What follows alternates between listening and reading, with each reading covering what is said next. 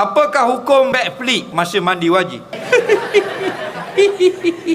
Ini parah ini. Dia backflip ni kenapa? Dia lipat ke belakang, lompat, musing ke belakang, jatuh semula kaki. Mandi melompat lah hukumnya. Mandi melompat, gimnastik mandi. Jawabnya kok pandamu lah. Dua perkara. Yang pertama kena faham arti mandi. Sailanul ma' ala jami'il badani biniyatin, meratakan air pada sekalian badan ada niat. Kalau backflip lagu mana pun, kalau rata air tetap sah. Yang kedua, janganlah buat perkara yang boleh mengundang bahaya kepada diri sendiri. Wala tulku biaidikum ila tahlukah. Silap backflip, kepala bahang atas bigar jambang. Kalau tidak ICU, tahlil 3 malam. Kerana benda tu orang buat di tanah lapang bagi orang yang ada kemahiran. Ni buat dalam bilik air. Takkan kamu nak mandi junub tengah padang bola. Sebab kalau kena badan, rata air sah. Macam orang ambil wuduk. Wuduk ni tak wajib kita stop. Dia ambil wuduk, dia basuh muka, basuh tangan. Sampai time sapu kepala, dia cekar air gitu. Dia ambil banyak, dia pun lambung air. Dia pun lopak, piung buat kepala gitu.